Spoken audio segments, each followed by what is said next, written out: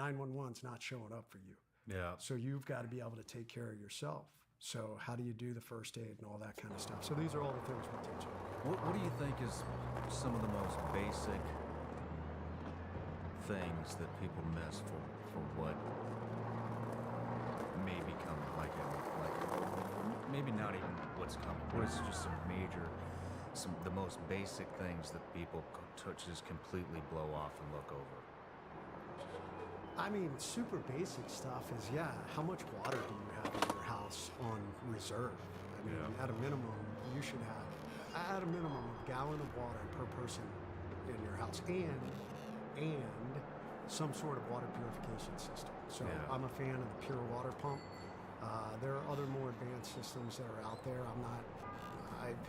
I like the pure pump because it's simple. I know it works. I will never forget when I was a new guy. SEAL Team 4 up in the mountains of Virginia at Fort Pickett. Our instructor's name was Andy Scott. He's no longer with us. But Andy took us out into this field, this cow pasture, and there was this big, nasty puddle filled with cow shit and stunk. And Andy was like, drop your pure pump in there, pump your water. He's like, now you're going to drink it. And man, it reeked, and we all drank it. None of us got sick. He's like, I want you to know what you're using works. Dude, to this day, like everywhere I go, anytime tactically, I mean, in my go bag, I have a pure pump. No shit. Yeah, because it doesn't. No pun intended. Yeah, because it doesn't matter. Yeah, it works. And water will be the biggest. It will be 90% of the time. It's gonna be the fastest thing that kills you. If you can't get water, I mean, you can only go a couple of days without it. Yeah. I find two things. Finances, number one, I think, because there's always a progression, right? And to like an economy collapse. And I see, I think stress is a big, try to mitigate as much stress as you can. And I tell people, like, you got to get your finances in. Like, you're drowning in debt right now. And they're going to come for you no matter how bad it is if you're not paying, your debt off. And I find that to be something that the majority of people overlook.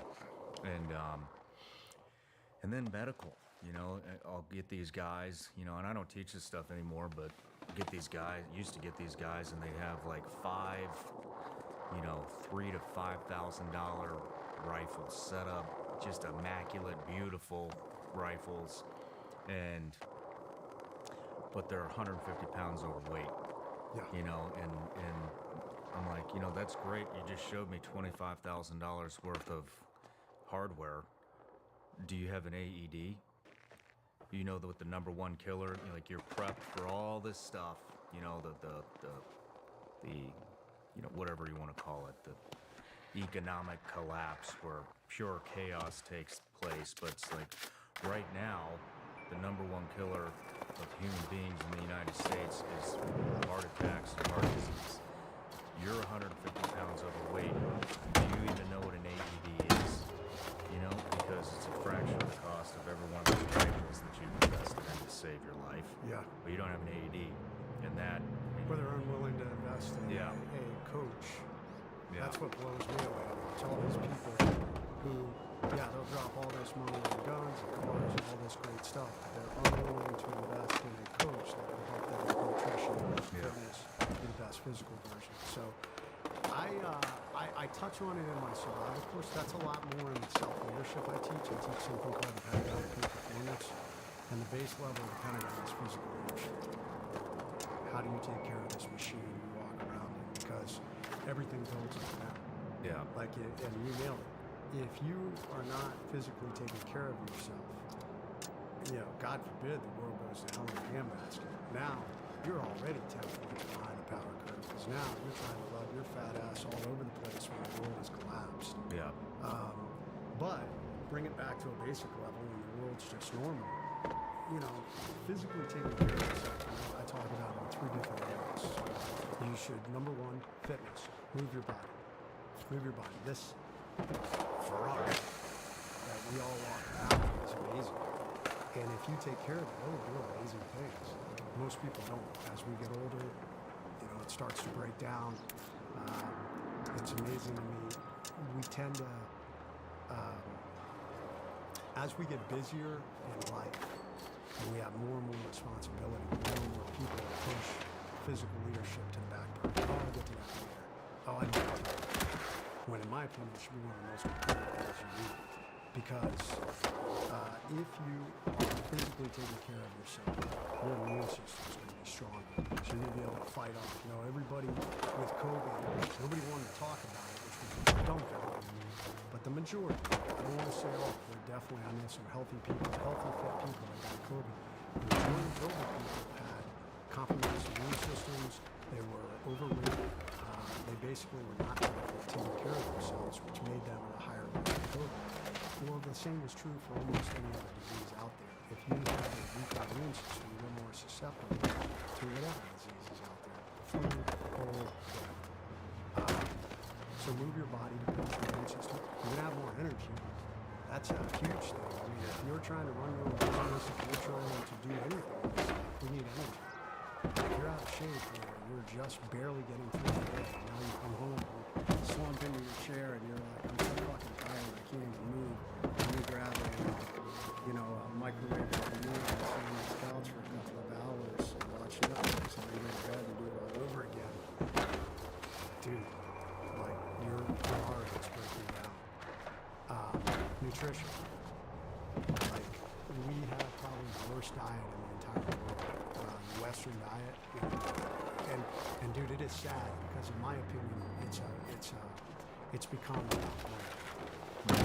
it's so much cheaper and easier to create processed foods. So if you look at many of our poor, they are some of the most susceptible to poor nutrition or diets. Why? Because cheap, processed food is really cheap. Whereas if you go to the grocery store and you want good quality whole foods or real foods, it's the most expensive stuff in the store. And if you want to buy meats, proteins that have not been injected with every fucking, chemical, steroid and stuff. You want to get organic grass-fed stuff, it's the most expensive stuff you can buy. So there's almost this demographic, paywall that exists where we're impacting your ability to get that. But that's what you should be putting in your system. Yeah. It's like putting premium gas into a Ferrari. You need the premium gas. It's designed to run on that. And then the last big one is sleep.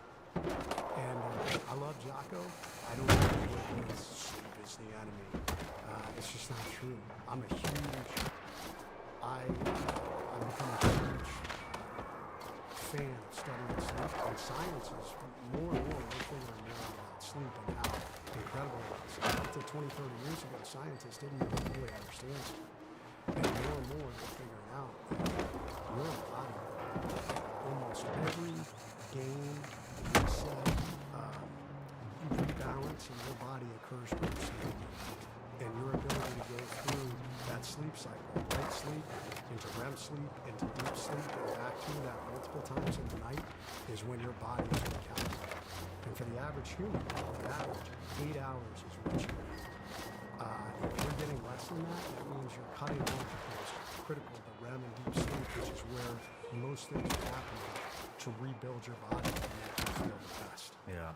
Yet we live in this world where people, it's like a source of pride to them. Like I meet people at events that come up to me and they're like, "Check, like I get by on 4 hours of sleep at night," and I'm like, I can tell. Yeah, I'm like, congrats, man. Like you are chronically fatigued and you are nowhere near your optimal self. Yeah. So. Are you a day napper? Sometimes. No shit.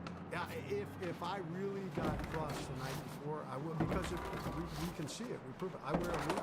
I'm a big fan of Whoop. I'm a big fan of technology. So one of the things that I can do to track myself to make sure I'm optimizing. What is a Whoop? So Whoop is a company. It's kind of like a Fitbit on steroids. So it tracks heart rate variability, body temperature, O2 saturation, and what other thing? But the biggest thing for me is it tracks your sleep. Okay. And it lets you know exactly how much sleep, how much REM, how much deep sleep, and all of that. You know, it also tells you how much strain. So how much strain did your body take that day? It goes from 0 to 21. Most of the time I log in about a 12 is an average day for me. An average workout for me is between an 8 and 10. I'm training for this Navy SEAL GI Go swim. I did a 3.2 mile swim off the coast of Florida last week. And it was a ball buster. It was choppy, it was windy. I hit an 18.1 for that workout alone. That's pretty high. Damn. But that level of strain impacts your sleep and then your recovery. So it actually tells you how well your body recovered from the strain you provided. If you had a great recovery, it's in the green, and it says, hey man, your body did a great job recovering, so your nutrition, your hydration, your sleep all play together, that you're operating on optimal. I told you last night at dinner, I had a rough night the night before. I did not sleep well, so I was in the red. So I actually did not work out yesterday. I took the day off, and I went to bed early last night, and today I'm back in the green. Nice. So I like it. It's no different than a car. It's no different than a weapon system. I mean, what are you doing to make sure you're operating optimally? But most people don't take care of the most important weapon system you have. Yeah. Well, thanks for sharing all that. So with the interview, getting into that, we'll go childhood, what made you join the teams, your career. I know you have a lot of lessons learned, and all of that. Then we'll move into what you're doing now. So let's start with childhood. Where'd you grow up? I'm a mutt. I was born in Ohio, place outside of Columbus, Shakopee, Ohio. Small town. Yeah, small town. My dad, my family, his side, owned a real estate company that unfortunately kind of fell apart when I was around. Collapsed. And we ended up moving to another town called Medina when I was young, and about that same time my parents divorced. So I was about 3 years old when they divorced, and kind of a weird, doesn't often happen. My dad actually got custody of me and my sister. And so, somewhat unremarkable. We were, probably, I don't know, lower middle class family at that point. But then my dad lost that job, and he had ended up remarrying, and my stepmom was from a small town in Wilmington, North Carolina. And they had owned a tobacco farm down there and still owned a decent amount of land, so we ended up moving to North Carolina when I was maybe 5 or 6. We moved down there in the country at that point, and just kind of grew up down there. We moved in with my stepmom's mom and lived in their house. But I don't know, kind of growing up down there, bouncing back and forth. I'd go visit my mom, go back to my dad. I definitely learned a lot of things. I mean, I was nothing remarkable as a kid. Like I said, we didn't have a whole lot. We didn't have a lot of vacations. Lived on this non-working farm. I kind of grew up playing outside. Real big in G.I. Joe back then. Yeah. Always infatuated with the military. My grandfather, my dad's dad, I never got to meet, was a decorated B-2 pilot. Was a B-24 pilot. Flew all his missions. Got shot down over Yugoslavia and crash landed the plane with the whole crew in. It was winter. And they crash landed into a snowfield and then evaded back to Italy and made it back. And he got a Distinguished Flying Cross for that. And I think he earned maybe 7 medals after his career. But died of a heart attack before I was ever born. Damn. So I always grew up with this love of the military and from a young age, so that's what I wanted to do. So growing up in backwoods country in North Carolina, ran around the woods playing G.I. Joe. this is what I wanted to do. When I was 11, my mom had moved to the Virgin Islands. And Oh, shit. with her daughter.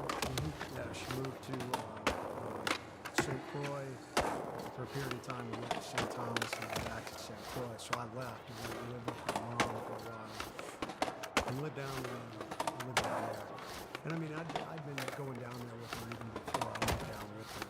And so I got a big appreciation, obviously, for the ocean and the water and snorkeling. And got into bodybuilding and, all that kind of stuff.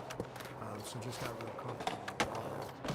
And in 1990,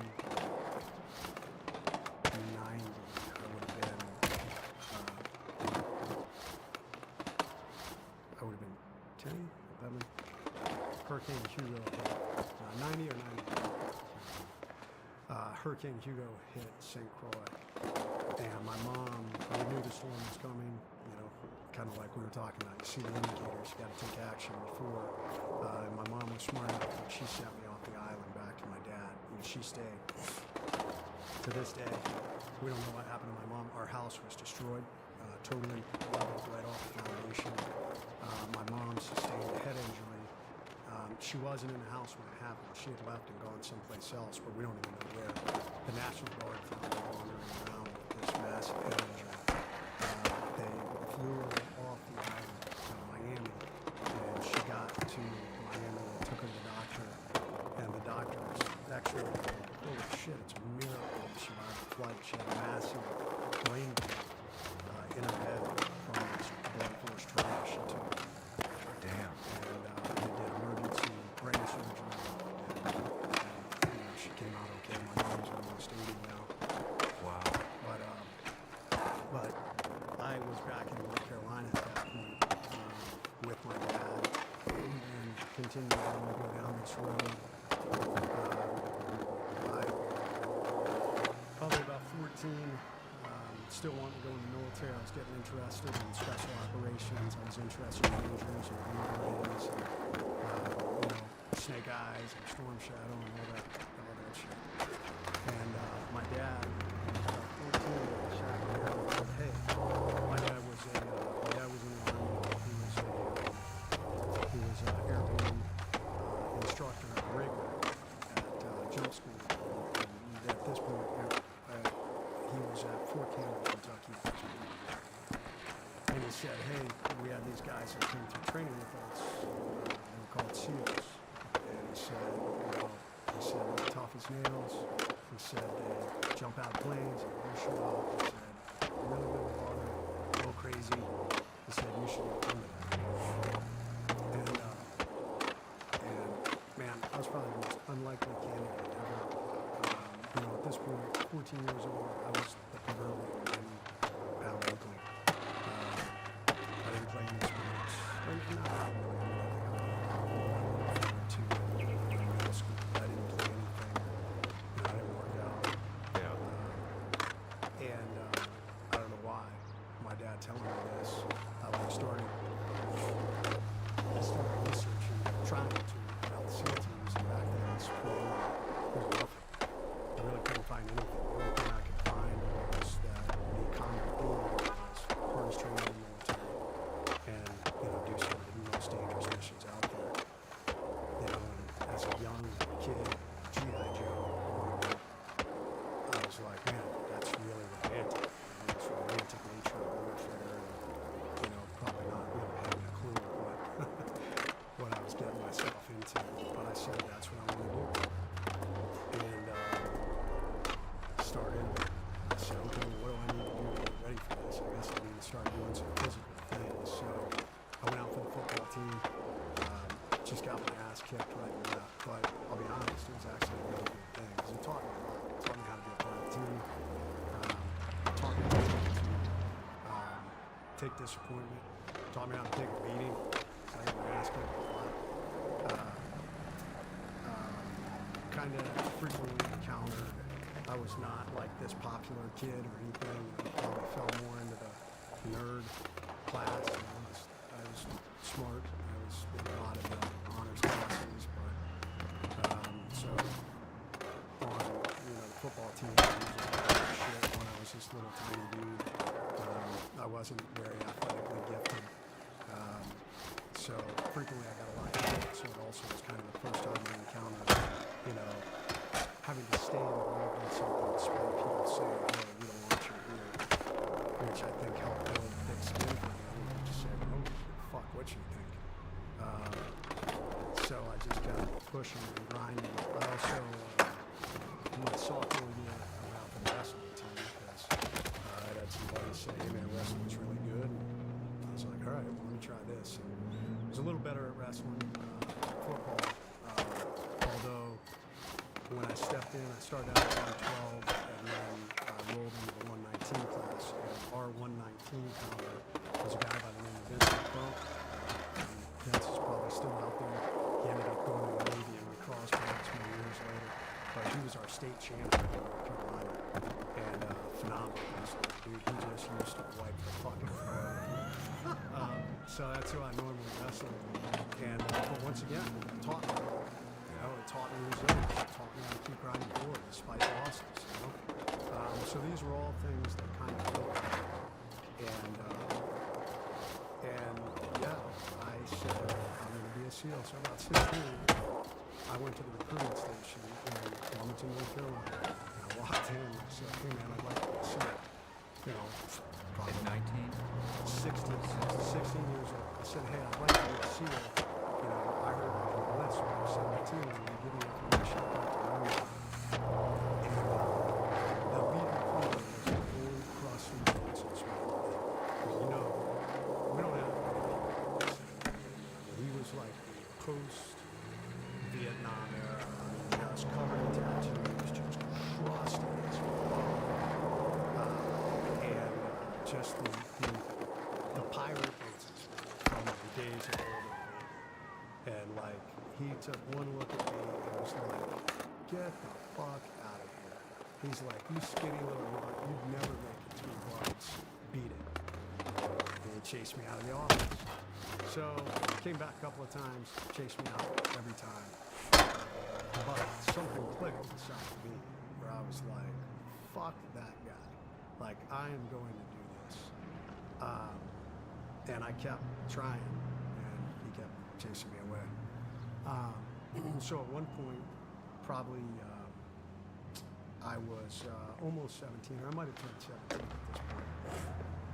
I was trying to go back, and the Army recruiter was kind of watching all this with amusement. Their officers were all together. He was like, hey man, I know you're interested in being a SEAL. Have you ever thought about being a Ranger or Green Beret? I was like, yeah, I've given it some thought, but I heard the SEALs, you know, I just kind of was interested in that. He's like, well, it doesn't look like you're having much luck with that, so why don't you come join the Army, man? You're old enough. I can send you up to MEPS. We can get you slotted. And he said, you can become an Army Ranger. Go in that pack. I was like, all right, you know what? Abby's Army, why not? So I initially went down the road going into the Army as a Ranger. And when I went to MEPS, they did my airborne physical. And when I was a kid, I ruptured my eardrum. So when the doctor looked in my ear, he saw all this scar tissue and he failed me. He was like, nope, failed. And so I was like, what do you mean I failed? So I can't go through airborne school? And he was like, no. And I was like, all right, well, I'm not joining the Army. And they were like, what do you mean? You're here at MEPS. You have to sign the line. You just got to pick something else. And I was like, no. Like, all or nothing, baby. Like, if I can't go through that, then I'm not going to do this. And I said, besides, I know I can equalize. I said, I've dove in the Virgin Islands. I know I can. So you're saying I can't, but I know I can. So it kind of turned into this big shit show. The recruiter from Lumberton had to drive up to Raleigh and get me. He was all mad at me and trying to convince me that, hey, even though you can't go through airborne school, you can still be a Ranger. We have Rangers who aren't airborne qualified, which isn't really true. That's kind of a lie. You can go through Rangers. Well, even Ranger School has airborne in it, so it's a total lie. Wait, are you saying a recruiter lied to you? I know. Can you believe that? He was probably the only one in history. Yeah. So anyways, I went home kind of bummed, a little bit of disappointment, but my dad said, well, why don't we go see an EMT? He can look at your ear and you know, he can read a letter. It says you can do So we did that. About that same time, the Navy recruiters had switched out. And there was a new recruiter by the name of Henry Horn. If anybody knows Henry Horn, it's in North Carolina. I've never been able to find this guy. I've never been able to find him. But that guy was awesome. Like, he was like, hey man, you want to be a SEAL? Let me help you. And brought me in. They had this video back in the 80s. It was cheesy as fuck, called Be Someone Special. And, you know, it had like these guys flying in with the, you know, the old green uniforms, and they're jumping out of the helicopter with Uzis and taking down. I think Master Chief Denny Chalker was one of the guys in that video, who ended up being one of my BUD/S instructors. Oh, really? Yeah. But man, I watch that video all the time. And Henry Horn, here's what you need to do.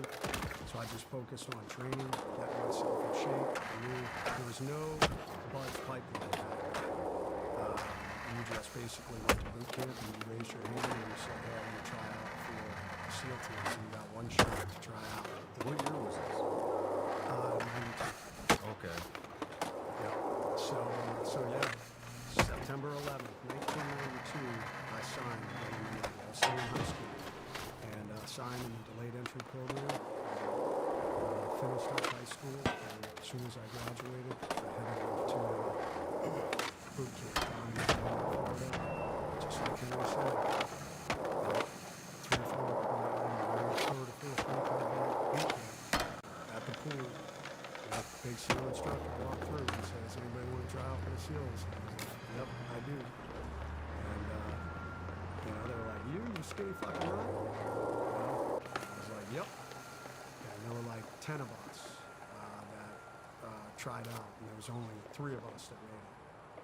So the one guy did an entire career, and the other guy ended up being kind of one of my swim buddies and roommates, and unfortunately he didn't make it through training.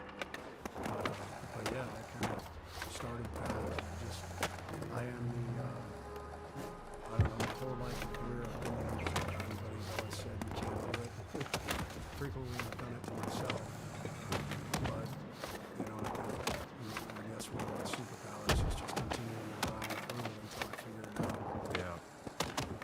It seems to be a commonality with a lot of SEALs is kind of got rejected from a lot of the other ones, and then slide in there. And same here. Yeah. Same, similar.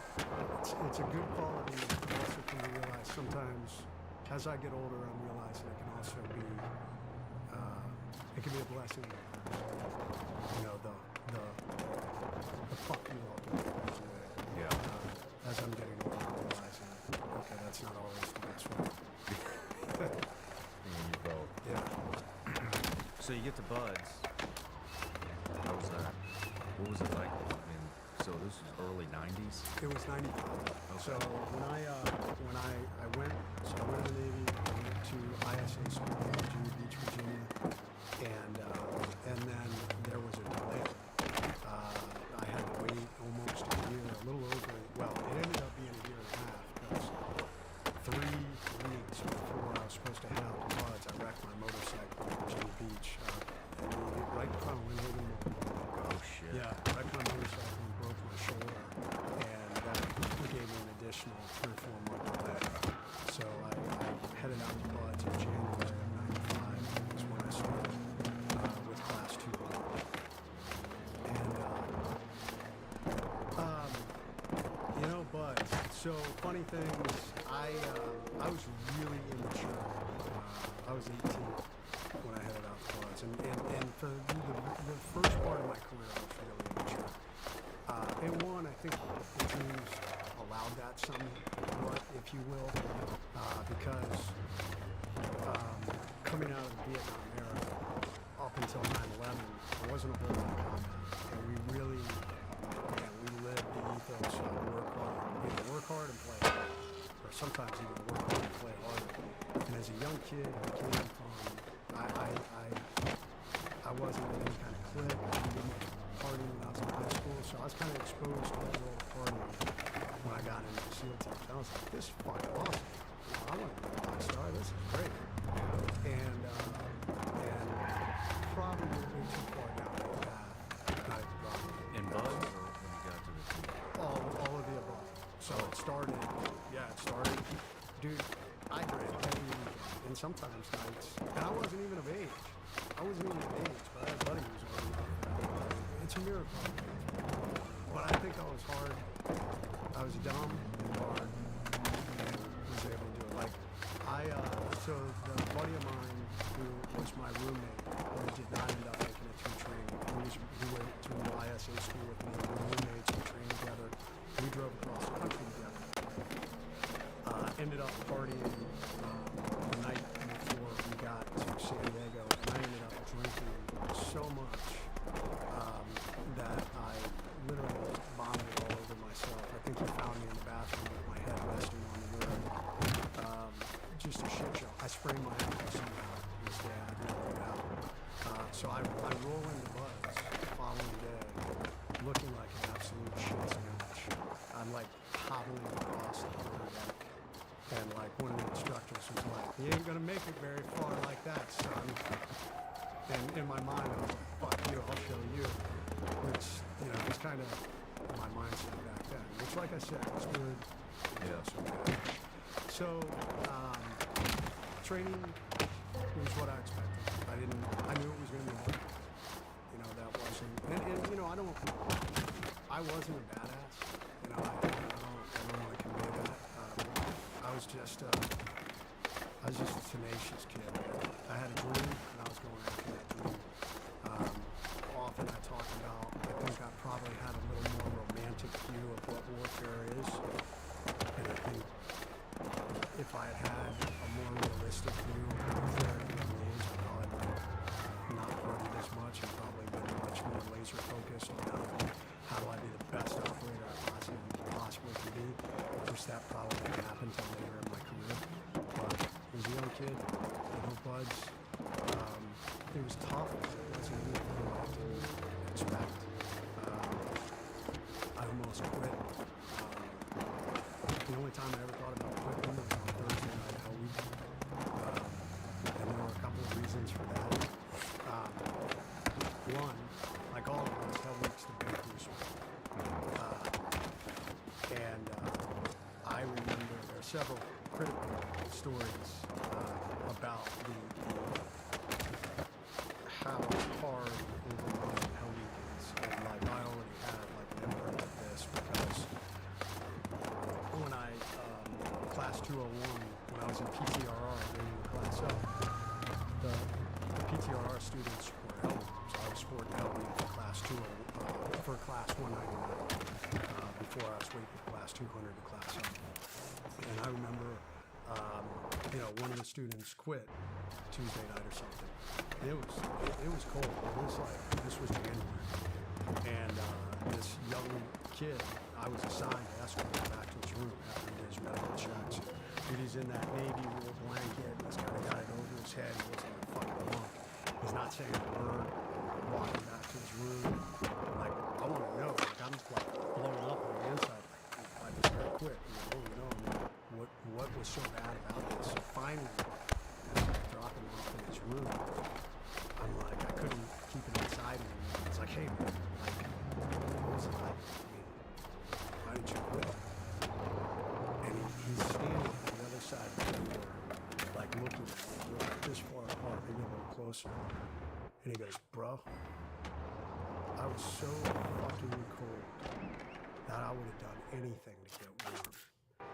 I would have sucked a big fat dick just so the hot jizz could have hit me in the face so I could be warm." And then he slammed the door in my face.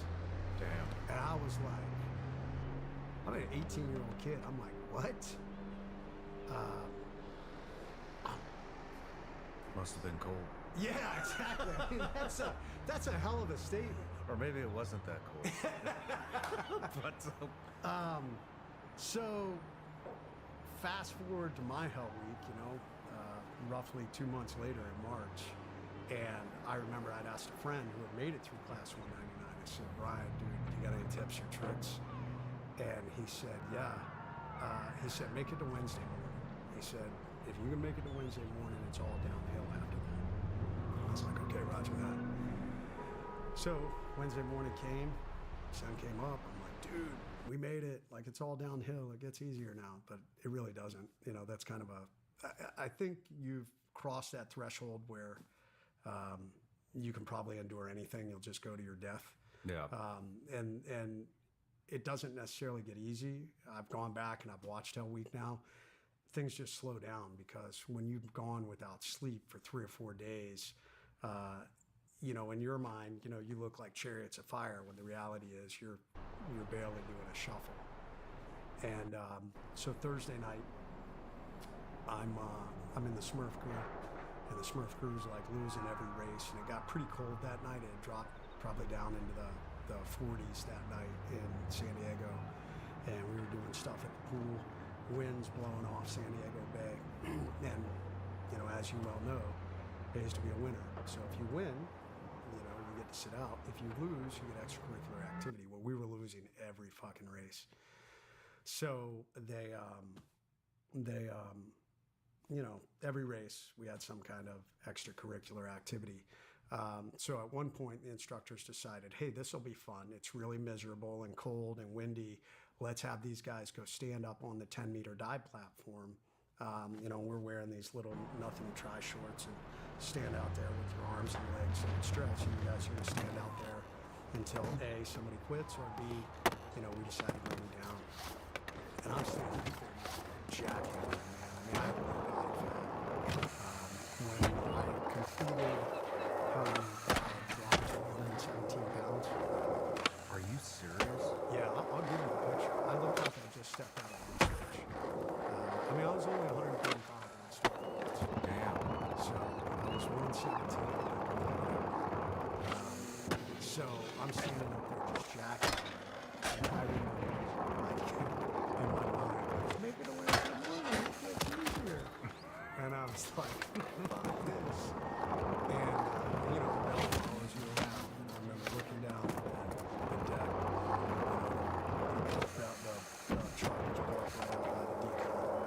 And I was like, fuck this, I'm going to go down and quit. And thankfully, I took a breath. Like, this ended. You know, if you do that, it's all over. Like, you just got to suck it up. And I did.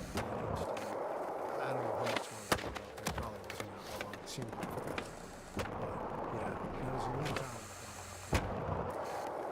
So, Did anything give you any trouble? Pool pump.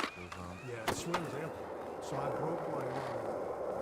Or let me rephrase this. I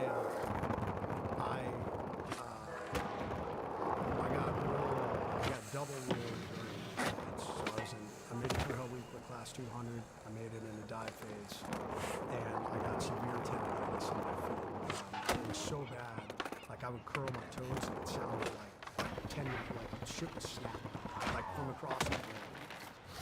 So the medics rolled me, and so I was in PTR bleeding, and at one point I got permission to go down to Mexico.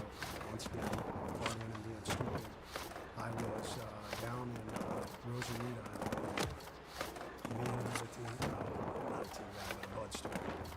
And I was so drunk and stupid. I walked outside to get some air from the bar, and we were right wherever we were. This bar nightclub was right across the street from the beach, and there was a pier.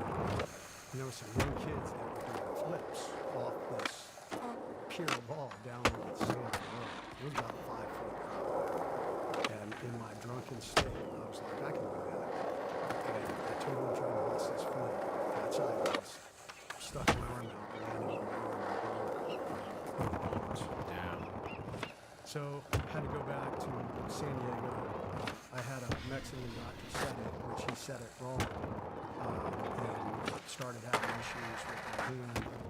Had to go back to Balboa, and the doctors had to re-break my arm, which is they didn't give me any. I think they knew I was a young student, and I told them I was going to Mexico. So I think the doctor was like, I'm going to teach you about something similar. So no pain meds or nothing. They put my hand in what's called a finger trap. And there's like, it's like these springs that hold on your hand and they pull, and then that doctor just re-broke it and then pulled it down and set it. But reset it. And of course, I had to go back to Lawrence and I said, hey, I broke my arm. And I knew when I told him I broke my arm that I'd be out of training. Yeah. So I lied and said, hey, I was down in Mexico and I was rock climbing and I fell off this rock. And the instructors, I'll never forget, and they kind of looked at me like, rock climbing, right, sure. But they let me stay. Yeah. They let me stay. Although they told me class 202 was going to class up in, I believe, August or something, which was only 3 weeks after I got my cast off. And they were like, we don't care. You're classing up, class 202. So, 3 weeks after your cast gets off or not, you better do everything you can to be ready. So it started out at 202. The biggest thing, so I was able to run, I was able to do, doing my own push-ups and everything. But where it really hurt me was swim. When I got back after, with this gimp arm, my swim times were really slow. So thankfully, I got partnered with, Jim Hoy. If you're out there, man, you're a stud. Jimmy was a strong swimmer, and he helped me, so that I passed. So that was the only hard thing, and then pool comp was the other thing that almost got me. Gets a lot of people. Yeah. I failed the first 3 attempts. Those first 3 attempts were on Friday. So they said, okay, Monday, you guys have one last shot. If you don't make it, you're out. So me and my swimmer at the time, we both had failed. We spent the entire weekend just doing breath holds in our room. That's all we did, all weekend long. Is that what was getting you? The breath hold? Well, I think time was getting me, and probably and so our mindset was if we could hold our breath longer, we'd have more time to figure the problem and stay calm, and it did. I think so. Just for the audience that doesn't know what pool comp is, in a nutshell, you do all these procedures underwater. You're on open circuit guide equipment, and you're at the bottom of a pool. You do all these procedures. The final one, they pretty much beat the hell out of you underwater, tie your hoses up, lift it up. It's a disaster, and then you have to basically get all your equipment back together. And there's a series of steps, and you have to follow them step by step. And if you do one of them out of sequence, With nowhere. They punch you in the gut. That's like the first thing they do is make sure you have nowhere. And so I just wanted to paint that picture of what it is. Yeah, it's like getting your ass kicked underwater while you're trying to do nothing. Yeah. That's a good way to put it. So you got through it the 3rd time? Got to the fourth 4th time. Yeah, 4th time on Monday. Got to it. And that was the only other hiccup I had going through buds. Other than that, it was good, man. And good class. Like I said, I drank all the time, which probably set myself down a path when I was a young enlisted guy. I mean, I was a good SEAL. I probably partied way too much. Yeah. It was something I finally had to come to years ago. I mean, that's kind of part of it. At least back then, it was like that when I showed up. Too. It was encouraged. It was. I was encouraged to do that, and if you didn't do it, then you were an outsider. At least where I went. The same for us. So you graduated from it. They didn't have SEAL qualification training then. They had STT. Correct. What team did you go to? And how did they decide what team you were going to? So I had been assigned. So I worked. I was stationed on the East Coast, and I had before I went to Buds, I had that period of time that I was waiting, that year and a half. So I got assigned to the headquarters command for the SEAL teams, and later got shot over to SEAL Team 4 and ended up working there for 4 or 6 months, which was a cool thing. I got to learn a lot before I went out to Buds and got to meet some of the people. So when I was out at Buds,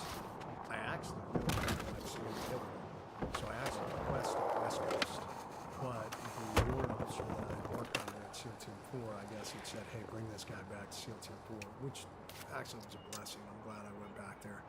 So ended up going back to SEAL Team 4. SEAL Team 4 at that point had a lot of, I think they had a lot of guys leave, so they needed quite a few guys. So a big chunk of our class ended up going to SEAL Team 4, like probably 20 guys, which the rest of the class kind of got dispersed amongst all the other teams. But that created this problem for Team 4 because SEAL Tactical Training, STT, was actually run through the headquarters command too. But we had so many bodies that they were like, man, it's going to take years to get all your guys. We don't have enough slots to get all your guys through. So what happened is SEAL Team 4 ended up running their own STT. Oh, okay. Yeah, so they pulled some of the instructors from training and basically created, a duplicate curriculum. And, we went through our own STT up at Fort Pickett, Virginia. Back then, when you went to Team 4, was that back when the team still had their areas of operation? Yes. So Team 4, well, I know Team 4 was jumping over South America, right? Correct. So yeah, everything we focused on was South America, counter-drug related. I learned Spanish. Which was really cool. I loved the jungle. Yeah. I loved the jungle. I loved Central and South America. I spent a lot of time in Colombia. Really? I loved Colombia. I loved the people. Kind of my first introduction to combat occurred in Colombia. Although funny, we did not. Our idea of combat back then was, hey, I'm toe-to-toe in this vicious gunfight. Before we get into that, before we get into your first combat experience with Brick,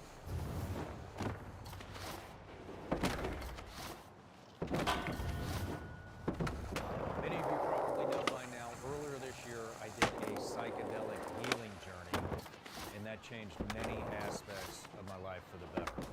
Two of them being I haven't had any alcohol or coffee in over 6 months. Another aspect that changed mine is my morning ritual. I want to tell you guys about my new addition to my morning ritual, mud water.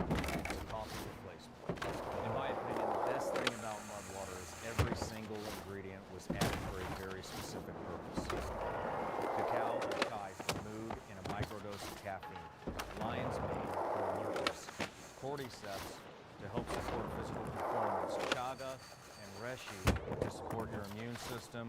Turmeric for soreness, and cinnamon for antioxidants. Not only is mud water good for you, it also tastes incredible. My favorite ingredient is the lion's mane because it keeps my brain all hours of the day. Some people like to mix their mud water with milk. Some people like to put some honey in it. Personally, myself, I just dump it in a glass of water, stir it up, and throw it down the hatch.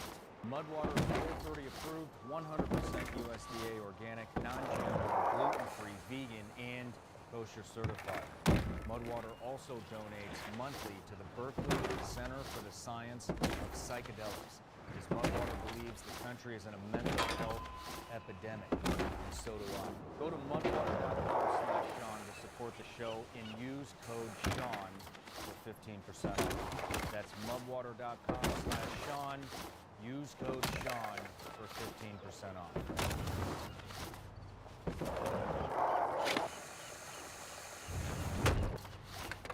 Serious question.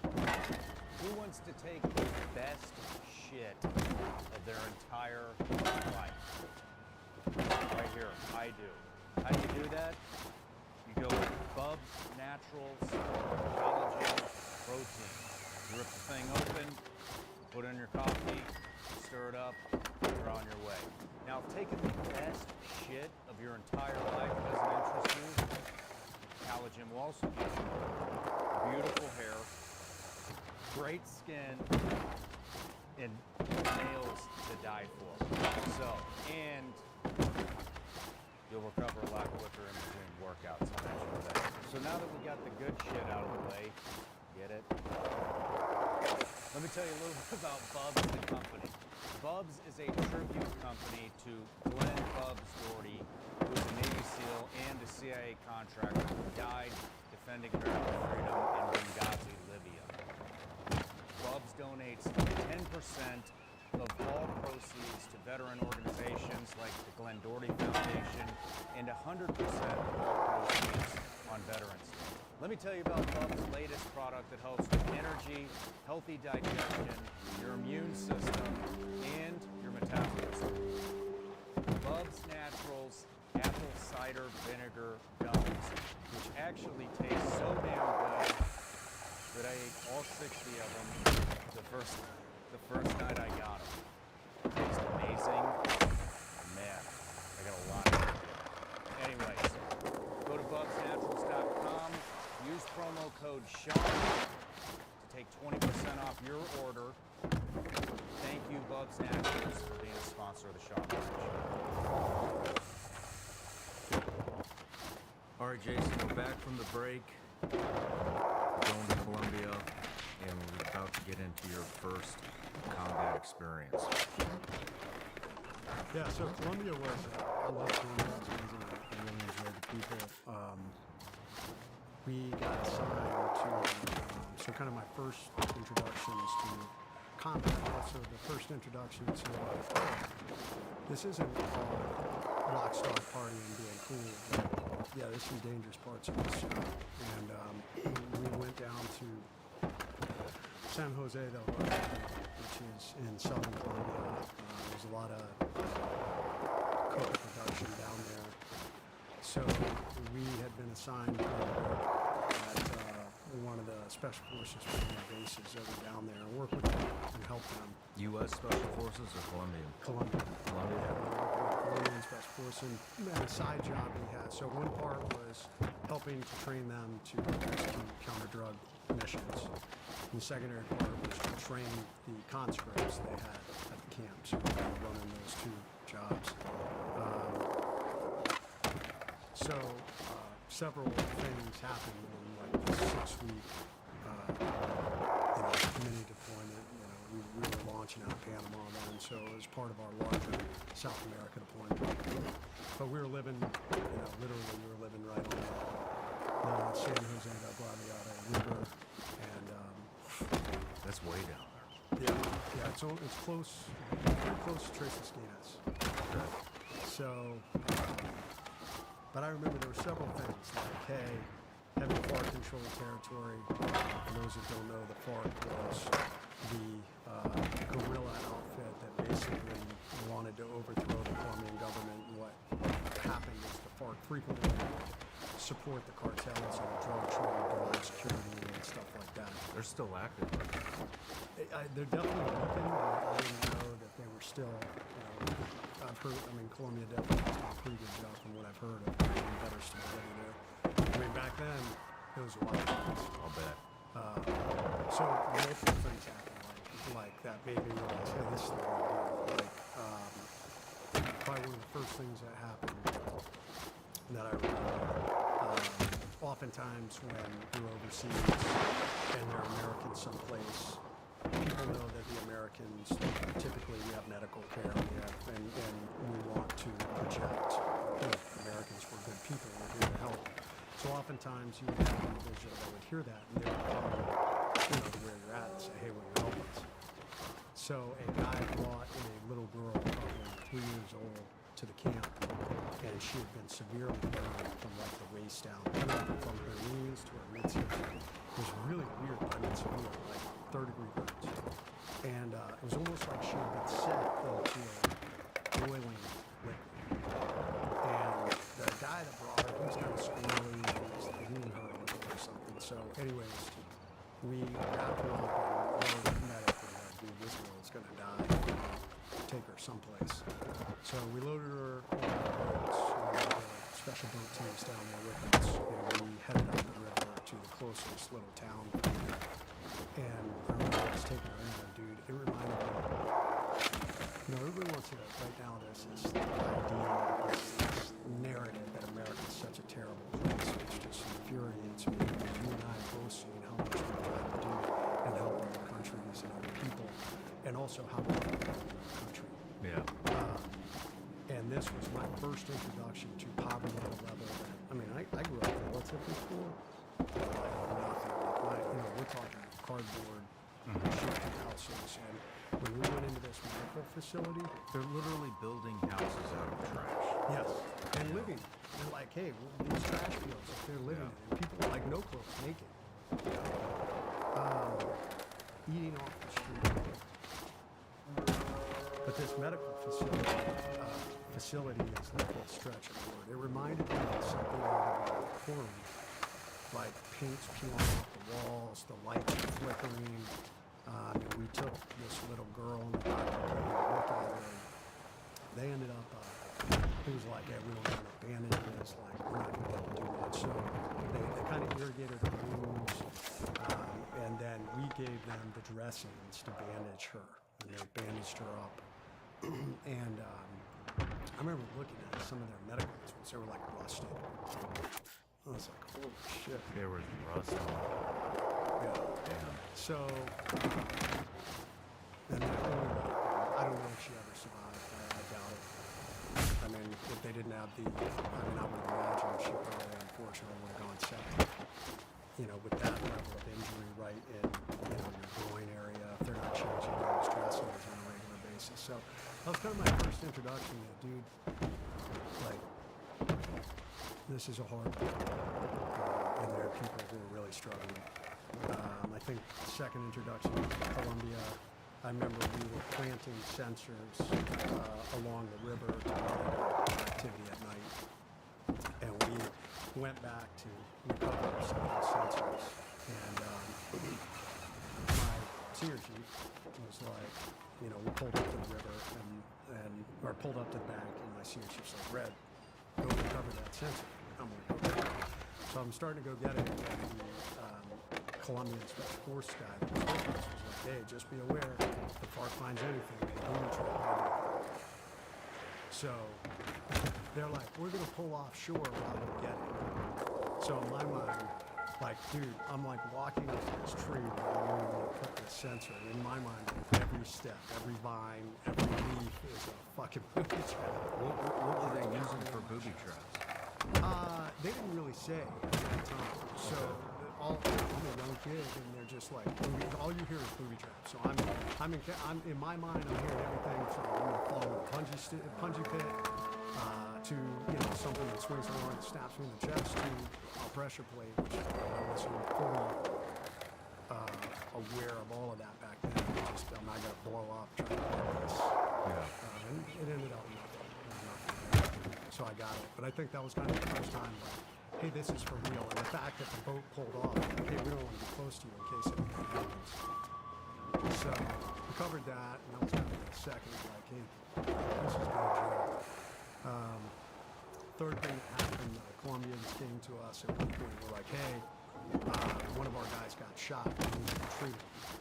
So we went over to the other side of the camp, and sure enough, they had a guy with and he's laying there and he's barely breathing.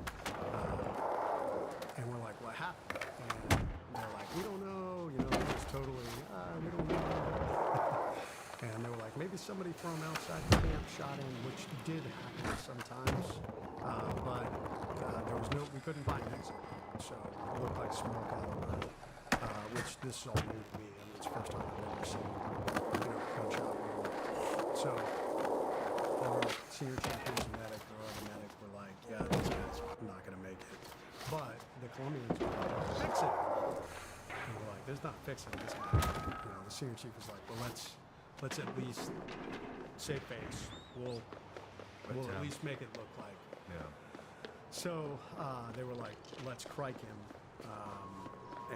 So that was kind of the first time.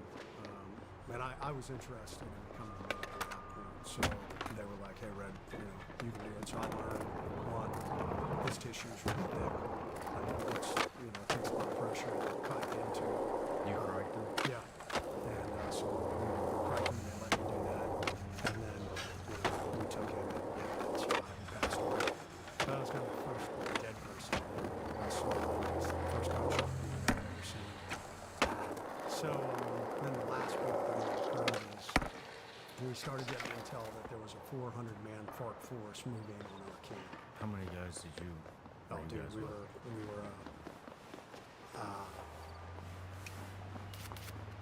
weren't even a platoon. I think we were a squad. Including the Colombians. No, the Colombians probably had, I don't know, 50, 60 people, Okay. but not many. I mean, Yeah. we would we would have been overrun by a 400-man force. So we kept getting updates that they were coming closer and closer. And I remember, you know, the senior chief sitting us down and like, all right, let's go over our B&E plan. Because the word SOCOM was starting to say, hey, be prepared. You know, if this gets any closer, we don't want you guys there. So I remember the last couple of nights, like it was like sleep in your camis, gun at the ready, like we're ready to roll in case anything happens. And I remember, you know, one night laying in bed, and all of a sudden, in the middle of the night, man, the fucking world erupted, and just gunfire everywhere, explosions. So I jumped out of bed, and it's just chaos. Everybody's running in different directions. So came out of it. We were in these like little metal Quonset hut, like World War II style huts. We came outside, and there was kind of a retaining wall right outside. We got down behind that, and our senior chief was there. And I'm like, hey, what's going on? He's like, I don't know. Sounds like somebody shot in the camp. They basically opened up on all four perimeters, so crossing the jungle with machine gun. And he said, I'll find out. And but he handed me 2 thermal grenades. He was like, hey, go in there to our radios, and if I tell you you're going to destroy our radios, we're going to go on E&E. Damn. You've got to be shit. Are you serious? So we went back inside, you know, made sure all the stuff was ready, and he came back a few minutes later and was like, yeah. He's like, I think it sounds like somebody had shot into the camp, so they had just responded, you know, just everything. And they sent out a patrol, and they didn't find anything. So that 400-man FARC element left after that. So what we wonder is, did they send some skirmishers up to test the security, and they definitely saw a very robust posture. So they're not going to mess with that. Yeah. So that was kind of an interesting thing. It was funny. One of the conversations after it happened was, "Hey, should we submit for a combat action?" And we were all like, "Fuck no!" We weren't in combat. We weren't directly in fire. You know, somebody shot us. So, which is funny though, because years later, now by the definition to earn now it would have met that definition. Yeah, I mean, now I think if you're on a ship that fires a missile, that's Well, that is true. But for us, it's if you are in enemy territory and you are in high threat of a enemy encounter, that qualifies for a combat action. oh, okay. So, because for us, a lot of missions that we're patrolling in are in that situation, we're pretty deep, Yeah. in dangerous territory, and be somewhat dangerous. So anyways, that was kind of my first introduction to, you know, combat, and realize this is for real.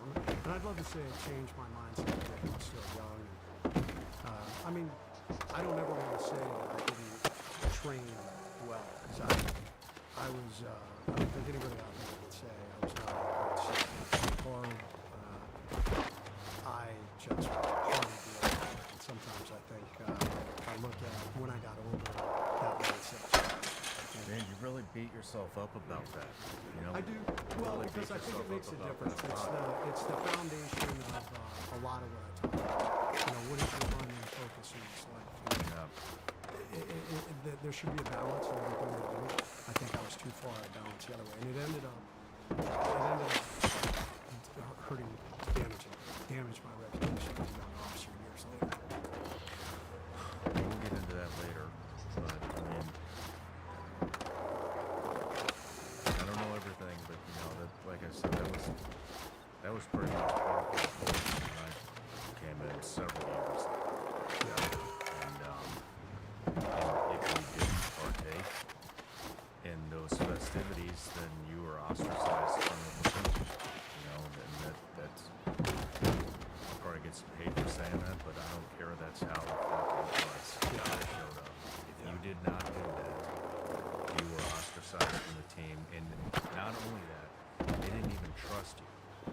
You know, you are not trustworthy because you're not party with the team. Which thankfully I saw after 9/11 that started to change because they realized that it was something that I talk to young guys about. You know, now, like, all they care about is are you a good operator? You know, when they're talking about do they bring somebody to you know, it's usually not like, well, how well does he drink? Yeah. You know, that may come up, but it's gonna be like, dude, he's a solid operator. Fuck yeah, across the board. Guy's a rock star in everything he does. He doesn't drink. So, but yeah, when we were younger, I will admit, and I bought into that. The problem is, there's a time and place. As you become a leader, and that was my problem. I started carrying it with me as I got older, and as a young leader, I was still running the exact same way I was as a young enlisted. And that really started to be a problem. I think if I figured that out, I would have done it.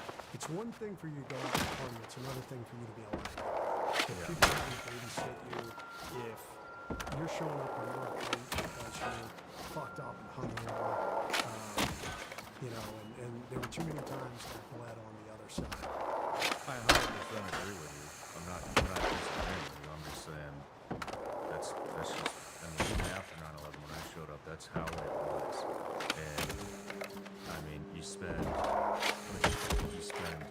years, you know, trying to become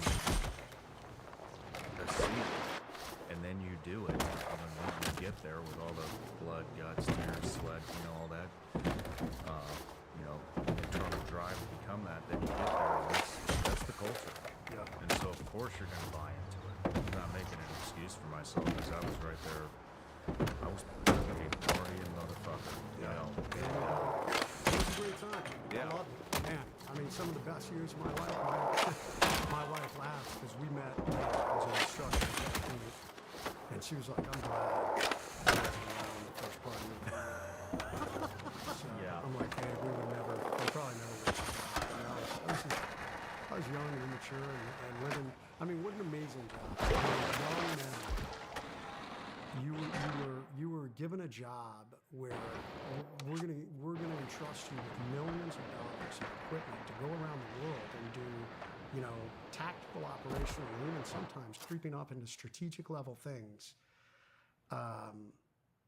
And you know, pat your ego because, you know, hey, you're one of the best of the best, and it's easy to get caught up in that. Yeah. I did. As a matter of fact, later it started to build into a level of ego and arrogance that's where it became my downfall. Oh, So- you couldn't switch it off? No. Gotcha. And as a young officer, Yeah. that became a real problem. Well, what did you do after that deployment? I did 3 South America deployments. 3 South America deployments with SEAL Team 4, and then I went on to become an instructor. You did how many deployments? 3. All to Colombia? I did, no. So 2 to Panama, and then I did almost a 4-month deployment to Peru as part of a counter-drug school we were running. It was me and one other SEAL, Special Forces team, some Coast Guard people, but we were working with the Peruvian Special Forces. And it was awesome. I loved it. We were in Iquitos, Peru, and just training these guys and just out in the middle of nowhere. I mean, my Spanish is so bad that I came back from that trip and I quit the college Spanish test for 12 credit hours. I almost faced the DLPT, 3-3 back then for the highest certificate, 2+3. Yeah, I just enjoyed it. I was young, I was doing well. When you went to Panama, were you in that platoon that flew the bridge? Yes. How are you going to breeze over that? I don't know. We've had a lot of. Well, how do you know that story? I don't know. I actually don't know the story, but when I was was a new guy at SEAL Team 8, and I showed up to my platoon. I remember one of the guys that was on that op, everybody kept saying, it was like the rumor going around amongst one of the rumors going around amongst all the new guys was, oh, he was on the op that blew the bridge. Yeah. And it was, yeah, I didn't. The bridge in, at the Jungle Warfare School up at Fort Sherman. Yeah, I don't know the story. So Yeah. what's So Fort Sherman was shutting down. I mean, the Panamanians had decided they didn't want the American. Panamanians decided they didn't want the Americans there. This also happened in Puerto Rico later. Interestingly enough, every single time this has occurred, years later, they're always like, God, we let you guys do it. Because it impacted the economy, it impacted all these different things.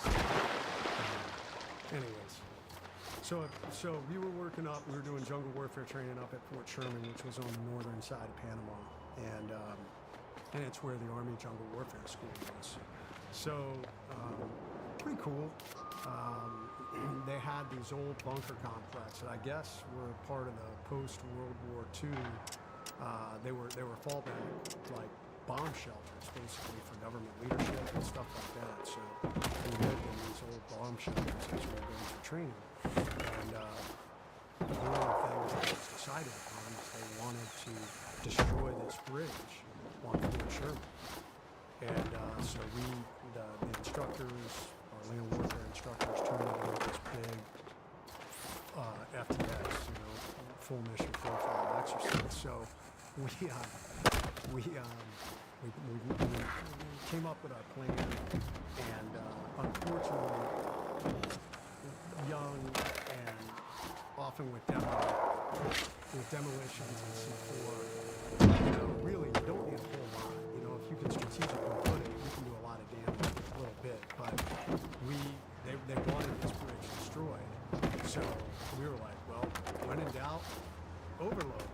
So, dude, I have a picture of myself. We created, so we figured out, okay, we're going to take out these support beams on the bridge, and we made like these C4 diamonds that, I'm not kidding you, were like 4 feet tall by 3 feet. I mean, they probably weighed, it was probably 30 pounds of C4 in this diamond. We had it all rigged up, and it was designed to put it up against, and then tape it on to the support structure. So I have a picture.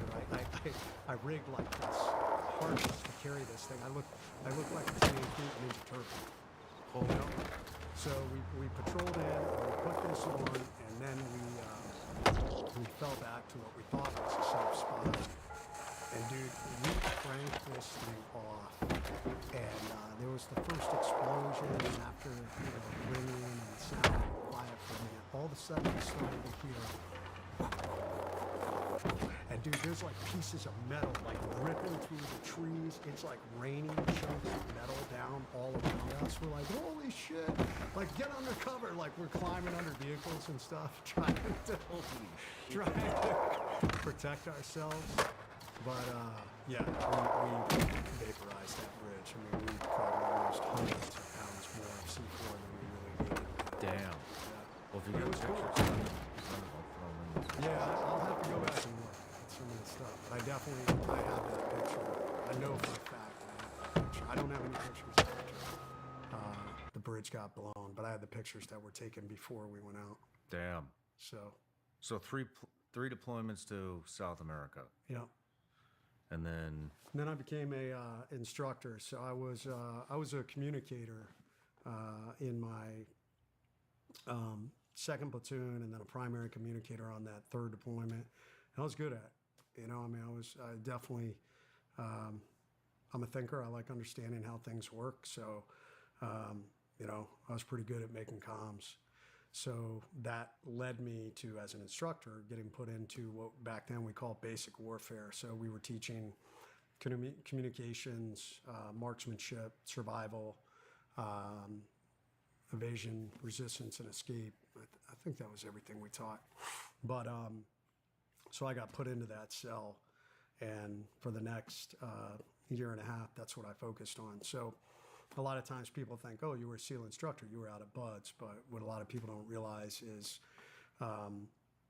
active duty SEALs, after they've done several operational tours, we need them to instruct. You know, training never ends. I mean, as Yeah. you well know, but a lot of people don't understand that.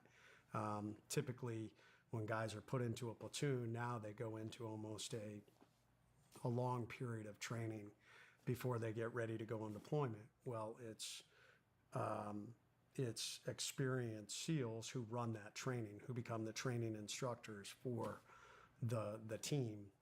And that's how I was an instructor. So, and it was fun. I really liked to instruct. I learned, it was fun to put courses together. I mean, we did everything from basic marksmanship courses all the way to, I got turned over from another guy, a really cool course. It was my favorite thing. And it was a long-range evasion and tactical movement course up in the mountains of Virginia, where basically we simulated the guys were deep behind enemy lines, and we were having to evade through non-permissive territory. Non-permissive means it's enemy territory that people see you, they will capture or kill. So we would insert guys, and they would be in two-man pairs, and they would be given, you know, an initial point, and they would have to move anywhere from 5 to 10 clicks, 20 clicks sometimes, and they would get to a point, and usually there would be a friendly agent, or there would be something they would have to do, you know, obviously getting more into the challenge and reply world, we'll stay away from that, but things they would have to do to, you know, help them move through whatever pipeline to get out of this area. And it was a lot of fun. We worked with the sheriff's department up there, and a lot of the locals participated in this. And I made a lot of really good friends. I ended up, my wife and I ended up getting married up there at a bed and breakfast that we worked out of. It was kind of a base headquarters, but all the way up into the mountains, up into the Blue Ridge Parkway, and all the way down into the lower side of the valley. So we covered, you know, at least a 20 by 20 mile radius. So some pretty steep, arduous terrain. So there were interesting things, funny things that I remember in that course. One of our guys who ended up being my teammate in Iraq. So the story that DJ Shipley told, our team leader years before in that course. One night the platoon had gotten together and they were laid up. In the morning came, and Jay was a communicator, and he stood up in the early morning light, or maybe he was seated. Let me take this back. He was seated, and a hunter, 50 cal black powder rifle, saw something rustling in the bushes and fired, not really knowing what it is. And dude, if it wasn't for Jay's radio, 50 cal ball hit that radio, which saved Jay's life. And all of a sudden, this entire platoon of dudes with automatic weapons stood up. This hunter shits his pants, but thankfully they called the sheriff, and the sheriff arrested this guy for, you know, how can you shoot if you don't know what you're shooting at? Yeah. One of the funnier stories, and God rest his soul, he's no longer with us, but Colin Thomas was one of the other guys, and they had to move, and one of the link-up points was up on Highway 33, right by the park ranger shack entrance to the national park out there. And so they had to link up, and then they would have to cross this 4-lane highway to get to the other side, because their point was like 5 or 6 clicks down. So ideally, you should be doing this at night. Well, they ended up being behind, so by the time they did their link up, it was early morning, so they would have had to lay up the entire night, and they decided they didn't want to do that. So they said, screw it, we're going to take our chances, and they crossed the highway, this 4-lane highway, at like 8 a.m. Needless to see, people saw that and called. So at their next link-up point, I had the sheriff arrest and his partner. And we took him to jail. And we interrogated him. And we had a lot of fun. And oh my God, Colin was so angry, man. He was so furious. We had mug shots.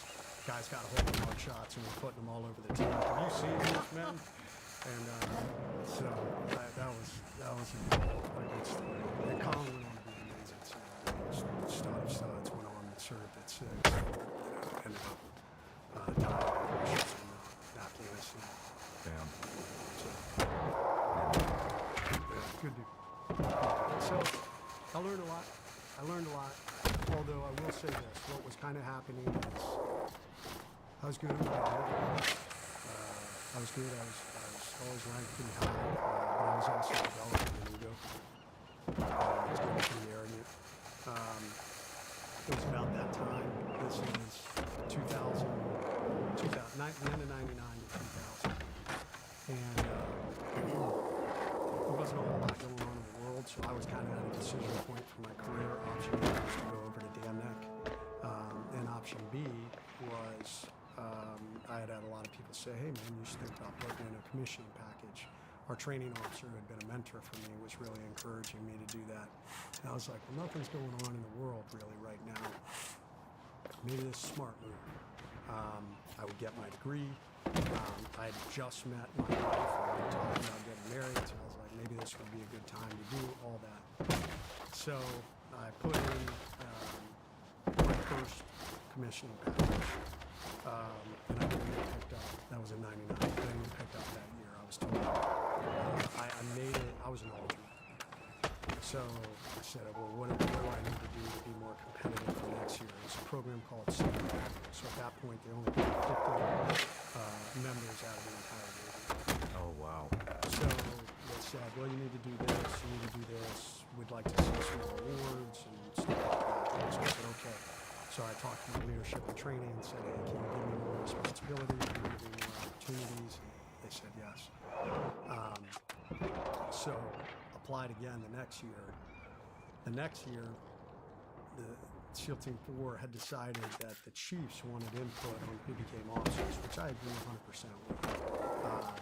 Although the chiefs disagreed on me becoming an officer. And I know this had a lot to do with I was a partier. I was out there burning it down. And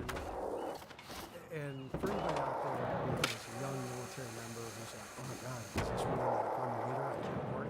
No, it doesn't mean that. But you have to be very smart. You have to pick and choose. And there's a fine balance when you're leading people and how much you party. And unfortunately, I was definitely on that. I was too far. And also I had a chip on my shoulder. I was getting young and I was, big in my britches. And so when the chief said, you don't think you should be an officer, I was like, fuck you. So I got fortunate that the commanding officer and my training officer both lobbied and said, hey, well, we think this guy should be an officer. And they actually went against the chiefs, which I know that probably made a lot of the chiefs not like me. Yeah. But I got picked up that year. I got picked up for a commission. So headed off to school to Old Dominion University, ROTC, which at that time was the largest ROTC unit on the East Coast. It was called a consortium. So you had Old Dominion University, Norfolk State, and Hampton University. All three schools had one large ROTC unit. And it was probably the largest unit in the country for the amount of ex-enlisted, because for the Seaman Admiral program or the enlisted commissioning program was one of the other programs. The Marines had MESEP, Enlisted Commissioning Program.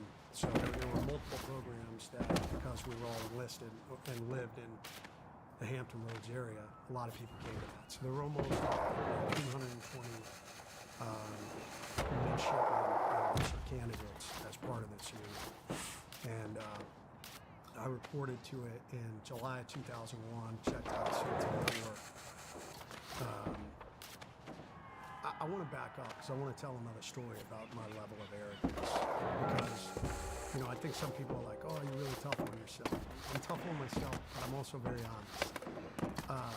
And this final story occurred when I left SEAL Team 4, and I'm kind of ashamed of it.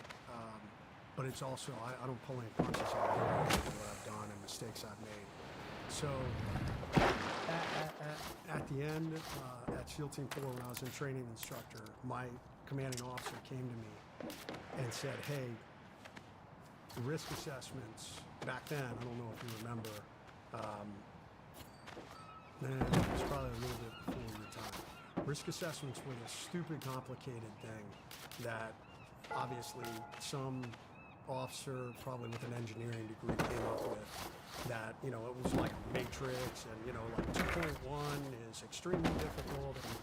And what was happening is guys were just kind of going through the motions of doing these risk assessments. You know, you would have to do them for every evolution, but they were so complicated and a pain in the ass that guys would just gun deck. So RCO, who was one of the best leaders, in my opinion, I ever worked for, said, we need a better system. We need a simple system that just makes guys look at, and he said, I want it to work in both training and combat. But I want something that is just a step-by-step process that guys can analyze. What are all the big pitfalls, that things we should think about and say, hey, we've checked that box, we've thought about this. So I said, Red, you're a smart guy. Go think about this and come up with something. So ended up coming up with something called C-Vortex. And C-Vortex was an acronym that basically covered every aspect of operation, training, combat, environment, enemy threats, whatever it was out there. And it was just designed, it was a simple acronym-based risk assessment tool that you pulled out right before you went out, training exercise or a combat mission. And you would go through and you would check these things. And then it ended up getting adopted with SEAL Team 4, and later I think it's used all throughout special operations now, which is pretty incredible. So I got submitted for a Navy commendation, and I was pretty excited. It was like, because I was an E6, usually E6 didn't get Navy commendation medals, usually got put in for a Navy achievement medal. And I was really excited. Man, you know, I worked hard on this. You know, cool.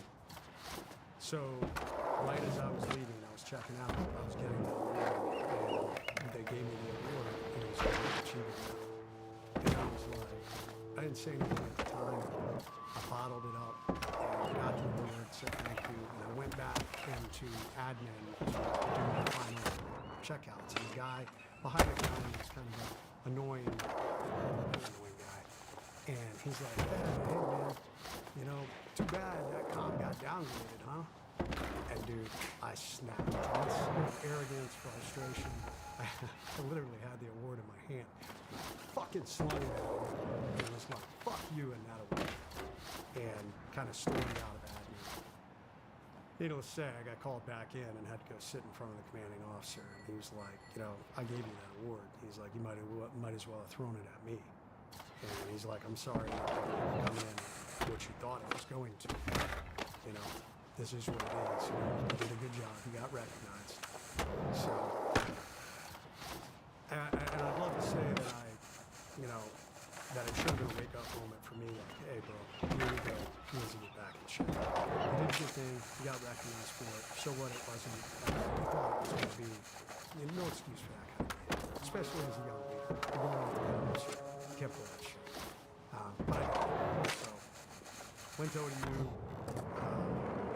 excelled. You know, I got to ODU, and there were certain things. One of the things right off the bat, there was clubs for each one of the communities, but it was kind of built around regular Navy. So there was an aviation club, there was a civilian club, there was a surface warfare club, that a medical club. I was like, hey man, where's the special operations club? And they were like, there isn't one. I was like, all right, well, let's fix it. Let's create a club for special operations guys. And we did, which was great. Was it a one-man club? No. We actually, so one, there were quite a few SEALs that were there.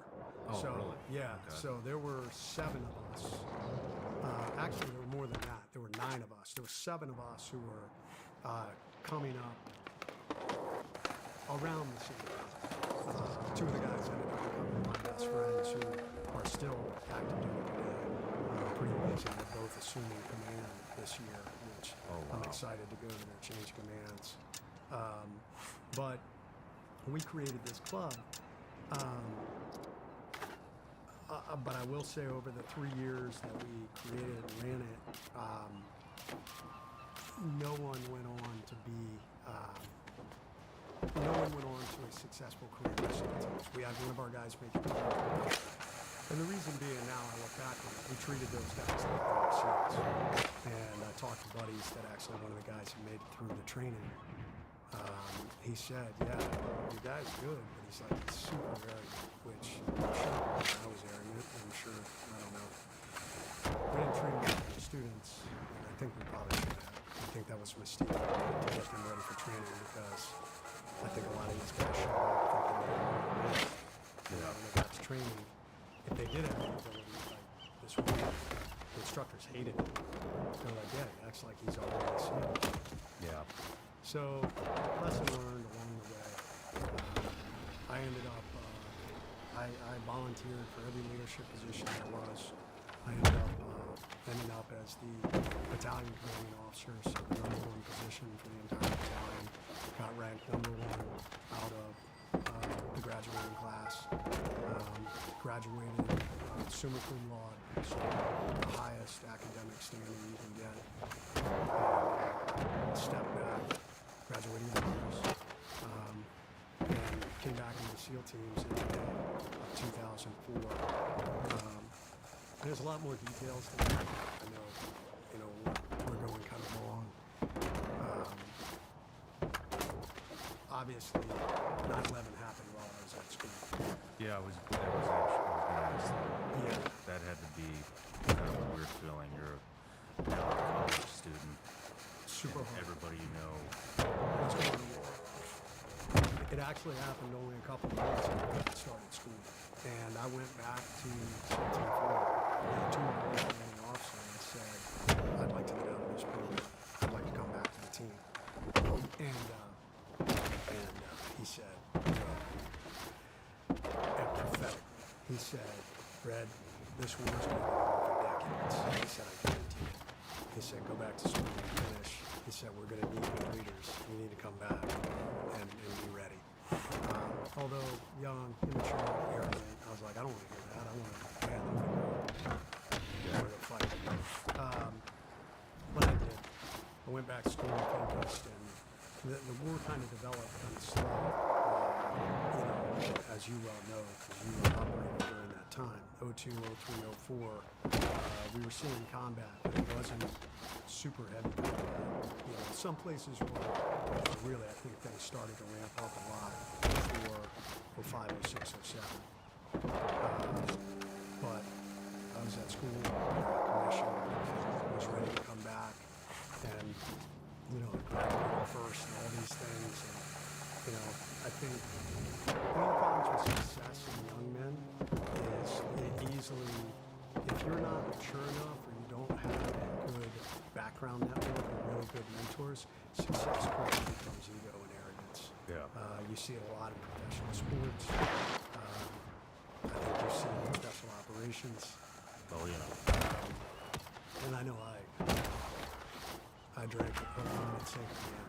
And I came back thinking I'm going to be God's gift to the SEAL teams. I'm going to be this amazing leader. And I kind of stepped back into a perfect storm when I came back. So several things had happened. The SEAL teams have fundamentally changed since 9/11. So prior to 9/11, we were still operating off a lot of old Vietnam era tactics, because that was the last time the SEAL teams had really seen long, sustained combat. So even though we've been into some skirmishes, a lot of the lessons learned and a lot of the tactics we were using were still based off years of combat in Vietnam. So obviously when guys got into Iraq and Afghanistan, they quickly realized, hey man, a lot of the things we're doing don't work.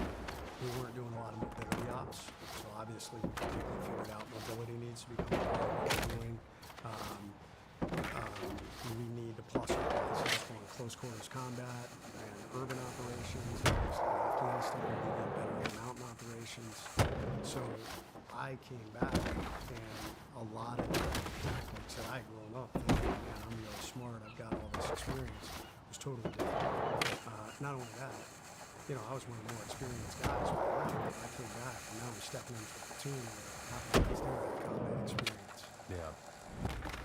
And instead of humbling myself and being like, hey, Sean, man, you've got experience. I don't really know how to do this. Can you work with me and show me? My ego would be on that, you know. I was like, hey, man, I'm probabilistic guy. You know, I'm a man. Like, I know how to do this. And I didn't. I was kind of stepping on that dick frequently, making mistakes, which was damaging my confidence. It was also hurting my credibility. And I, when I was younger, had a bad habit of, when I messed up, to turn inward instead of outward. So that made me look more like, you know, a non-team player. On top of that, like we were talking about, when I came into that platoon, I originally was part of CLT-10 Echo Platoon, which was Michael Ruding's platoon, who I had known Mike from Team 4, phenomenal CLT guy. Man, a lot of the guys that I knew from prior to the days, which as a young officer, they don't try and do. Typically, with an officer, what they want to do, if you were prior enlisted, they typically would move to the opposite coast. And it's a smart thing to do, because you don't know the guys as much. So, Yeah. you I know, don't see how that makes it does. sense. And they didn't do that. The other thing that they do now that they didn't do with us is if you're going to the community more than 2 years, they have you go back through an abbreviated SQT. You don't have to do all the shit show stuff that the students are doing, but it's at least getting you back up on track with the newest tactics and stuff. They didn't do that for us either. That probably would have been something good. Because what happened, I stepped back into this platoon with all these guys that I knew, guys that I'd been enlisted with, that I partied with, and what did I start doing? I started going out and partying with these guys. After a few months, I got to the Foxtrot platoon. Foxtrot had a very young OIC and had a more senior chief who was a really good SEAL, but he definitely was, he could be a bull in a china shop. Why did you get moved? Because of that reason. You got moved because of the junior OIC? Because of the leadership. That's what he told me. Okay. So I got moved in this new, and me and the chief, we butted heads right from the beginning. I think he probably wanted an incident, just kept his mouth shut and said, roger that, chief. I wasn't that guy. So frequently, I didn't always agree with the way he did things, so we would butt heads, which created tremendous amount of friction. And unfortunately, it created a lot of dysfunction in the platoon. The OIC tried to balance that, but frequently what happens, the chief would come to him and be like, Redmond's a problem. I'd come to the OIC and say the chief's a problem. But I was also a problem. You know, I really was. Because I was struggling with the tactics, fucking drinking like a fish, kind of ostracizing myself because I'm in my own head when I'm everything else, plus these relationship issues that are going on. So all of that was damaging my credibility, you know, as a young man. Yeah. I didn't realize it was as bad as it was. When we got tasked to deploy, we were told, hey, Echo Platoon is going to Afghanistan first. So we were all bummed about that. We wanted to be the first ones in combat. And Foxtrot Platoon, you guys are going to Germany. And then, you know, we were doing what was called the RIP back then, rotate in place. So one group would do half the combat tour, and then the other group, they would rotate. So Echo Platoon in the middle of deployment would go to Germany, and we would rotate in. So I remember when we got chosen to go to Germany first, and upset and we were trying to figure out why. And there were several reasons. I won't sling mud at anybody else, but one of the reasons was Redmond's a drunk. Damn. So You, that's- you found that out? Yeah. So that was How did that feel? it hurt, but my ego would not allow it. I was still too arrogant, like, fuck it. Damn. And that's kind of the mindset that I had. How did that affect? Did the team know that was part of it? Dude, my relationship, unfortunately, probably wasn't that great. With any of the there were a team? lot of guys that didn't care for me. I mean, come on. If to be a good leader, you need to step up and be a leader. If you're not a good leader, you well know in the SEAL teams, like, we're not going to give you much of the time of day. Yeah. Like I said, really arrogant. So, you know, the fuck you, I'm going to keep driving attitude is good, but sometimes you need to step back and say, why is this happening? Yeah. And I've yet to do that. So we were gearing up. We did our Germany deployment, and you know, I continued to just drink like a fish while we were over there, and continued to do shit that just hurt my reputation. You know, train. You know, we did. You know, I still. I'm gonna try and do the best I can to train and do what needs to be done. But, so we were getting ready to.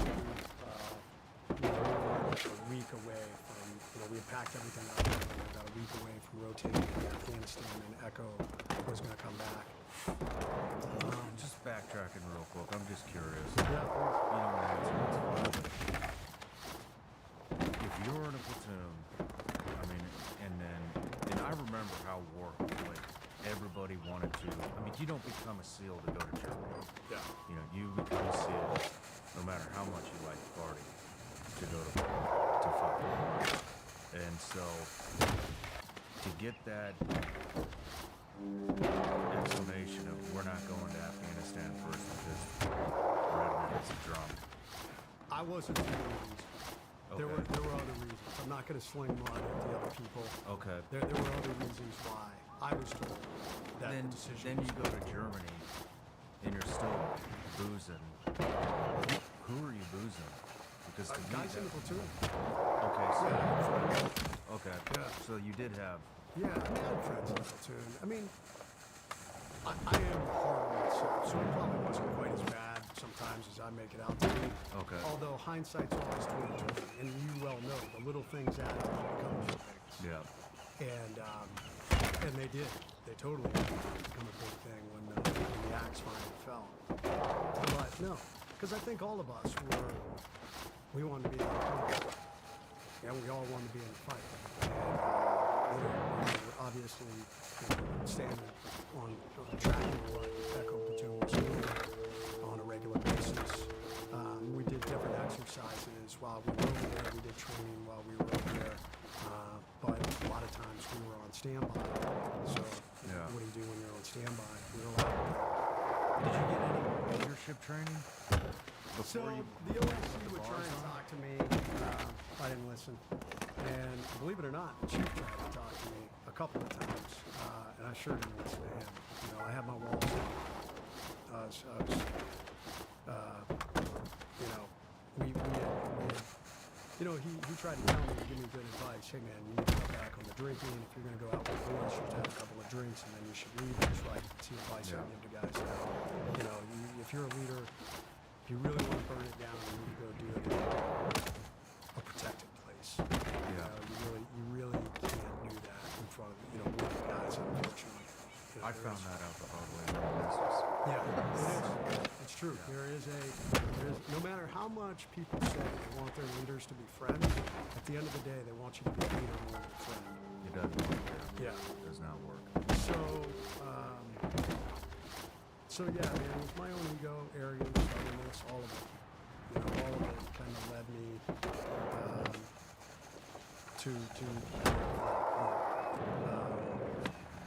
so a week before we were leaving, we got word that a helicopter had been shot and that we had not heard anything from any of the guys. We had heard that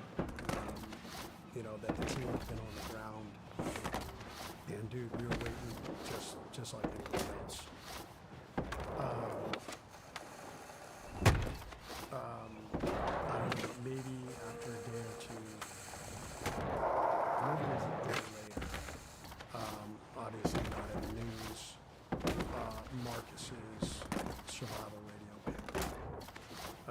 So that was kind of the first news, and they started tracking that. A couple of our guys, including our chief, flew over there immediately. The rest of us continued to get all our gear together to get ready to go, because we were accelerating. Like, hey, we're going to be leaving early. Got word a few days later that, everybody on the helicopter had been killed.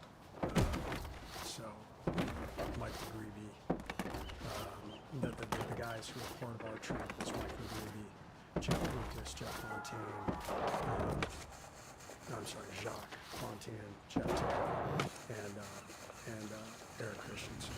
So he was my trip commander.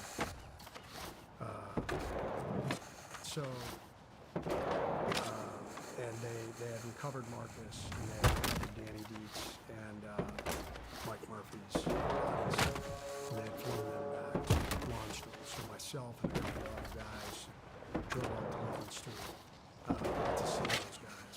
And a couple of guys from the platoon were there, and we talked to them, just kind of heard Marcus for the first time. And I saw Danny and Mike's bodies playing, and we relieved the guys for a while so they could get some food who were escorting the bodies home. And then we drove back from Landstuhl that night, and I think the next day, or the day after that, we flew to Afghanistan. Recovery operations were still underway for Axe, and about that time, maybe a day or two after we were there, they found Axe and brought him back. And like the first thing we did while we were in Afghanistan was the memorial ceremony for all these guys. We did the ramp ceremony for Axe, and then we did the full-blown memorial ceremony for the 11 SEALs we lost. These guys that I had served with, and that was pretty eye-opening. Like, this shit's for real. Yeah. That was kind of exciting. Columbia. This was my first introduction to combat, and it's burying 11 SEALs. Yeah, 11 SEAls. So, started driving before we want to pay for call us. Man, we want to get out into the fight. But we were really stalled. There were political things that were happening in Afghanistan in 2005. A lot of the senior leadership of the political level, things were slowing down a bit, and there were leaders who felt like, hey, let's not stir the pot, let's not poke the hornet's nest, let's try to let things settle. So they didn't really want a lot of operations occurring. So one of the turnover ops we had was for a senior Taliban leader who had been rocketing the Bagram camp. Before we go into that, what was that? It was tough, man. What was Those that guys time were. like? Was anybody still there? Yeah, Echo. So what happened when the QRF launched for Red Wings? You had Echo Platoon there. There was also a conglomerate. It was also add-ons from SWT1 and SWT2 that made up that reconnaissance element. Mike Murphy, Danny Dietz, Axe, and Marcus were a part of it. So some of those guys who were there, they wanted to be on that QRF, which was Dan Healy, James Summer, Shane Patton. I think that was it. The rest of the guys were ours. So everybody else was on the other helicopter. So when they flew in, sometimes I talk about the fact that, one of the lessons, there were a lot of lessons learned out of Red Wings. But one of the lessons learned was when the quick reaction force was launched, Mike Murphy finally got that second call. They were like, we gotta go immediately as quickly as possible. So, see quarterback.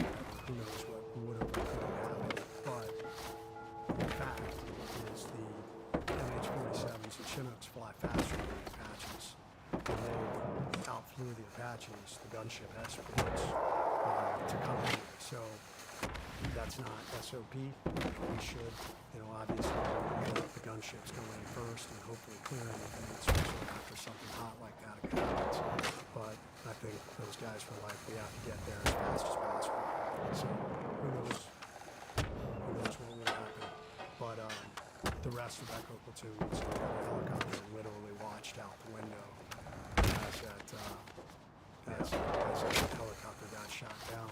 And they wanted to put it down. They were like, put us the fuck down. And headquarters said, no, absolutely not. Get the fuck out of there. So I think that really messed with those guys. I mean, they were really struggling, needless to say, when we got there. Yeah. I think all of us were, and we wanted to get back out. We wanted to get out. And I think the leadership definitely realized that. But we kept submitting missions and we weren't allowed. Finally, the very first mission we did was going after the senior Taliban commander. And we submitted to go in nighttime operation, fast road breaching, dual compound. And finally got approval to do this. We probably got it on by the time we finally got approved the very first mission. So we flew in, landed, moved up to the target. First time ever, I think I probably got a TLS that night when we reached the building that I was going into. It was kind of this building was this one, and our building was this one. When that breach went off, and their breach, they clacked it off probably a couple of seconds before ours.